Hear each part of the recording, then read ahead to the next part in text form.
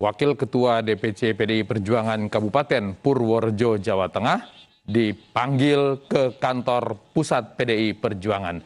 Ia diminta klarifikasi karena telah mendukung Ganjar Pranowo sebagai calon presiden. Suhu internal Partai Demokrasi Indonesia Perjuangan mulai bergejolak. Pencetus Barisan Celeng Berjuang Albertus Sumbogo dipanggil menghadap ke DPP PDI Perjuangan. Pemanggilan ini imbas sikapnya yang secara terbuka, Sumbogo mendukung Ganjar Pranowo maju dalam kontestasi pemilihan presiden 2024. Dalam pertemuan yang digelar tertutup, Sumbogo menyatakan tidak diberi sanksi, melainkan hanya dimintai klarifikasi. Ini kan klarifikasi ini kan ternyata bukan justifikasi ya. Saya memang bertanya boleh tidak? Ya boleh tentu. Masyarakat mendukung, SGI mendukung, Seknas Ganjar mendukung Ganjar ya boleh. Tapi selaku Ketua DPC PDIP, selaku Wakil Ketua DPC PDIP sekaligus Ketua Bapilu itu untuk menginstruksikan kembali eksistensi saya. Meskipun pemilihan presiden terbilang masih lama, namun manuver elit dan tokoh politik internal partai berlambang kepala banteng ini seakan perebutan kursi panas tinggal sebentar lagi.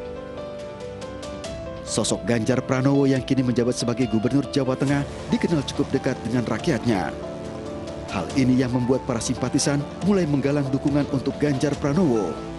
Mereka menilai Ganjarlah yang cocok menggantikan peran Presiden Joko Widodo. Sosok Puan Maharani juga layak diperhitungkan bagi pendukungnya. Baliho besar bergambar Ketua DPR itu pernah menghiasi sejumlah kota dengan maksud mempopulerkan Puan Maharani dengan slogan kepak sayap kebinekaan. Tak ayap, saling sindir dan dukungan akar rumput terus memanaskan peta politik internal Partai PDI Perjuangan. Untuk membahas dinamika internal di PDI Perjuangan, kita akan berbincang dengan Ketua DPC PDIP Solo, FX Hadi Rudiatmo, dan politisi PDI Perjuangan Andreas Parera. Selamat malam Pak Rudi, Pak Andreas. Selamat malam. Selamat malam. Saya ke Solo dulu Pak Andreas ya, ke Pak Rudi ya. Silakan. Ini Pak Rudi. tokoh partai. Iya, Pak Rudi pernah bilang kalau mau ganjaran ya Ganjar Pranowo. Itu artinya deklarasi atau baru dukungan? Ya sebetulnya kalau kita ini kan negara demokrasi. Semua orang itu boleh menyampaikan pendapat. Tetapi saya ini kader banteng celeng. Artinya lurus sesuai dengan aturan partai dan sesuai dengan perintah Ketua Umum. Hari ini mau deklarasi berapapun, kalau Bu Ketua Umum memutuskan lain, ya itu yang harus dimenangkan. Ketua Umum belum mengambil putusan apa-apa, tapi Pak Rudi sudah menyebut-nyebut nama Ganjar Pranowo. Artinya apa? Loh, nah kalau saya ditanya teman-teman wartawan, masa nggak tak jawab? Nah, Ganjar itu layak apa enggak untuk jadi presiden? Ya. Layak. Sudah jadi gubernur 2 kali, satu. Yang kedua, seluruh rakyat Indonesia yang memenuhi aturan punya hak dicalonkan dan punya hak untuk mencalonkan. Nah, sehingga sebetulnya tidak perlu diributkan kok ini. Ini menunjukkan demokrasi, kedewasaan kita berdemokrasi. Sehingga sudah tidak perlu. Ya saya lebih senang dikatakan banteng celeng. Karena banteng celeng ini kan jalannya lurus terus sesuai dengan keputusan Ketua Umum. Aturan partai. Daripada nanti saya dikatakan banteng celengan. Nah ini kan mengumpulkan pundi-pundi lah. Tugasnya banteng celeng ini adalah mencari suara sebanyak-banyaknya untuk memenangkan pileg, pilpres, dan pilkada. Itu tugasnya banteng celeng. Jadi yang dikatakan celeng jangan sakit hati, tidak usah dibesar-besarkan. Tetapi perilaku celeng inilah yang di jalannya celeng ini aja yang dianggap tegak lurus. Baik. Apakah pemanggilan orang yang berbeda pendapat Berbeda pendapat dalam artian sudah menyampaikan nama lain, nama Ganjar Pranowo itu merupakan hal yang tidak demokratis dari pengurus pusat PDIP? Nah, itu kan dipanggil klarifikasi. Nggak masalah, saya pun nanti dipanggil juga ya akan matur apa adanya. Oke. Karena saya ikut partai itu sudah 44 tahun, jadi ya sudah mulai segi 5 sampai PDI Perjuangan. Ya. Dan saya juga tidak pernah punya kepentingan pribadi. Nah, namun kepentingan saya adalah banteng celeng itu wajib dimasyarakatkan. Jadi tegak lurusnya itu aja. Oke, baik. Saya ke Pak Andreas. Pak Andreas, kalau dengan banyaknya nama kader PDIP masuk dalam bursa calon presiden, ada Pak Ganjar, ada Bu Puan, dan sesekali disebut juga nama Ibu Tri Risma hari ini. Sebetulnya ini menguntungkan atau merugikan partai Anda? Ya, itu jelas pertama menunjukkan bahwa kaderisasi di PDI Perjuangan itu berhasil. Ya, kita bisa lihat gitu, dari semua yang ada muncul ini kan nama-nama ya, kalau dari partai satu nama, rata-rata hanya satu nama atau non partisan gitu. Sementara dari PDI Perjuangan kan ada beberapa nama, ya ada Mbak Puan, ada Mas Ganjar, ada Ibu Risma hari ini. Ini menunjukkan juga bahwa Ketua Umum PDI Perjuangan itu sukses berhasil dalam mengkader, sehingga muncul. Di samping itu kita tahu bahwa banyak gubernur-gubernur generasi muda di PDI Perjuangan yang siap juga menjadi pemimpin-pemimpin di Republik ini gitu. Oke, kalau ini jadi, dianggap menguntungkan partai, kenapa kemudian ketika ada suara berbeda lalu kemudian harus ditegur? Nggak ada yang ditegur, itu kan tadi kan dibilangkan ada klarifikasi tadi. Memang ada surat edaran dari DPP kalau tidak salah bulan Agustus itu, yang menyangkut komunikasi politik supaya ya di dalam situasi ya pandemi ini kita lebih fokus pada mendukung pemerintah dalam mengatasi pandemi, dan soal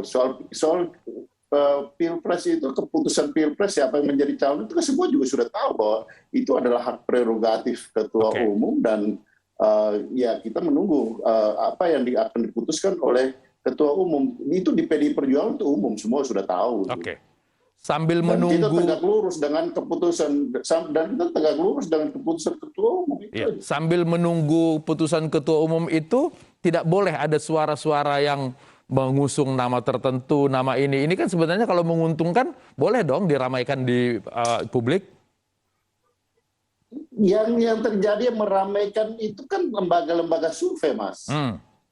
Teman-teman ini kan ya mengomentari hasil-hasil survei dari berbagai lembaga survei gitu.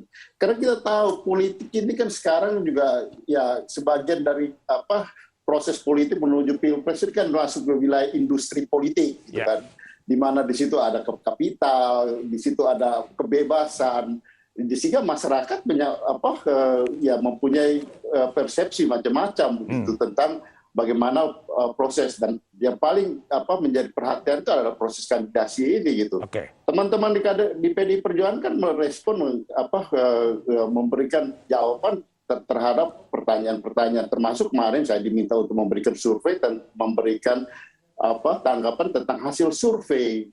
Jadi yang ramai itu adalah masyarakat yang melihat, dan di situ merespon bahwa kader PDI Perjuangan. Saya katakan di sini bahwa dari berbagai macam proses ini, terutama yang berkaitan dengan kandidasi, kotak Pandoranya itu ada di PDI Perjuangan. Gitu. Pertama, PDI Perjuangan itu 20% sehingga bisa mencalonkan. Artinya secara normatif bisa mencalonkan proses kandidasi presiden secara sendiri. Gitu. Tapi pasti PDI Perjuangan juga akan bekerja sama dengan partai yang lain. Tapi secara normatif memenuhi threshold. Nah, kemudian juga Mas Pak Andreas, nominasi nama. Pak Andreas, sebutan banteng celeng itu kan menunjukkan bahwa ada orang di dalam tubuh partai yang tidak suka dengan adanya penyebutan nama di saat ini. Ya, itu khas di Jawa Tengah tuh, Mas. Itu Mas Rudi tadi lebih tahu. Kalau ini khas Jawa Tengah, saya ke orang di Flores. Kalau orang di Flores nggak sebut celeng soalnya. Saya ke Pak Rudi kalau gitu. Banteng ya banteng. Pak Rudi, ini tadi Pak Rudi bilang Pak Rudi belum mendukung Ganjar, tapi karena itu pertanyaan, layakkah Ganjar jadi presiden? Kalau saya nanya sekarang, layakkah Ibu Puan jadi capres? Loh, layak, punya hak dicalonkan dan mencalonkan kok. Nah, ya, dan beliau kan sudah jadi ketua DPR. Jadi yang tahu layak, semuanya layak. Kalau nanti Pak Ganjar yang diberi rekomendasi ya 1000% harus mendukung. Kalau Ibu Puan? Ya sama saja. Kalau memang itu ada kita harus dukung karena kita itu banteng celeng yang tadi lurus-lurus saja. Tidak pernah tengok kanan tengok kiri. Yang ada adalah pandangan kita hanya ke ketua umum. Ketua umum memutuskan siapa itu. Tetapi perlu kami sampaikan. Ketua Umum PDI Perjuangan itu yang namanya Ibu Hajah Megawati Soekarno Putri, itu beliau itu sangat bijak dan arif. Nah, sehingga kalau ada kayak begini ini, ya ini bagian dari kenakalan anak-anak menurut beliau. Ya. Jadi kalau saya enggak sakit hati dikatakan celeng. Nah, sehingga saya lebih suka dikatakan banteng celeng daripada banteng celengan. Nah, itu ada bedanya. Pak Rudi, tadi Pak Rudi bilang bahwa Pak Rudi melihat Ibu Hajah Megawati sebagai orang yang arif. Kira-kira apakah ini akan berpengaruh kepada pilihan PDI Perjuangan nantinya siapa yang akan dicapreskan? Ya, mudah-mudahan. Pak Andreas, ketika nama-nama ini muncul jauh sebelum pencapresan, ini tentu saja menjadikan hype di kalangan anak-anak muda, di kalangan pemilih, sehingga menguntungkan PDI Perjuangan dalam pemilihan legislatif. Apakah kemudian nanti ini akan dibiarkan saja kader bersuara berbeda-beda, atau tetap harus menunggu sesuai ADART itu? Mas, di tradisi di PDI Perjuangan itu di dalam memutuskan itu beda, Mas. Jadi kalau kita lihat dalam perjalanan partai sampai dengan hari ini, bahwa ada wilayah elektoral seperti yang sekarang yang diramaikan oleh lembaga survei, dan itu adalah ya hasil elektoral dari survei-survei yang memotret. Tapi dalam memutuskan, ini Mas Rudi pasti lebih tahu soal itu. Ada wilayah kontemplasi dan Ibu Ketua Umum itu selalu melakukan kontemplasi sebelum memutuskan. Nah, bahwa kekuasaan itu, apalagi presiden, itu sangat penting gitu. Dan di situ wilayah kontemplasi ini adalah ya wilayah yang ada pada ketua umum. Kami semua menghormati proses itu dan menunggu proses itu. Gitu. Nah, ini yang saya kira belum banyak dipahami oleh teman-teman ya, artinya di luar PDI Perjuangan. Tapi ya sehingga kalau misalnya ada bilang ya ribut-ribut di dalam, ya jangan ribut-ribut di dalam gitu. Tapi bagaimana kita di dalam mendukung proses ini sehingga ini bisa keluar hasil. Dan kami semua yakin bahwa ketika Ketua Umum memutuskan itu adalah keputusan yang tepat dan kita siap. Tadi Mas Rudi bilang 1000% untuk mendukung dan memenangkan siapa yang diputuskan oleh Ibu Ketua Umum. Baik. Mas Rudi, biasanya dalam kontemplasi itu orang butuh ketenangan. Apakah Mas Rudi akan membiarkan Ibu Mega tenang dulu, lalu kemudian menghentikan ribut-ribut mengusung nama-nama tertentu? Ibu itu tidak pernah memikir apa yang mau teriak-teriak di jalan. Yang penting palunya itu di tangan Ibu Ketua Umum kok. Jadi kontemplasi beliau itu setiap malam beliau itu kontemplasi untuk bangsa dan negara. Nah, sehingga pada saat memutuskan nanti pasti akan dilakukan entah itu rakernas maupun kongres partai. Nah, ketika Pak Jokowi memutuskan tahun 2014 sama kasusnya juga ini. Nah, begitu Ibu melakukan kontemplasi, putuskan bahwa Presiden Joko Widodo. Nah, ini supaya rakyat Solo itu Slamet Widodo Nirboyo Niring Sambi Kolo. Oke. Mas Rudi ini selalu punya fakta-fakta yang seperti itu. Apakah kemudian ini berarti ketika kalau mau ganjaran ya Ganjar Pranowo itu juga akan menjadi sikap Mas Rudi ke depan? Ini begini, ini kita ngambil nama presiden yang mengandung makna. Oke. Jadi kalau Ganjar itu kan ganjaran itu anugerah. Pra itu sebelum. Oke. Nowo itu 8. Jadi sebelum presiden ke-8 itu adalah ke-7. Joko Widodo. Lah kalau kita mau pengen anugerah ganjaran, nunggu ketua umum. Oke. Jadi tetap nunggu ketua umum ya Mas Rudi ya? Iya. Oke, baik. Ini banteng celeng ya harus tunggu. Baik. Oke, lurus ke depan ke atas menunggu keputusan dari Ibu Ketua Umum. Mas Rudi, Pak Andreas, terima kasih sudah berbagi di Ainus Prime. Selamat malam. Mahasiswa korban kekerasan polisi di Tangerang diperiksa untuk memastikan kondisi kesehatannya. Ainus Prime kembali saat lagi.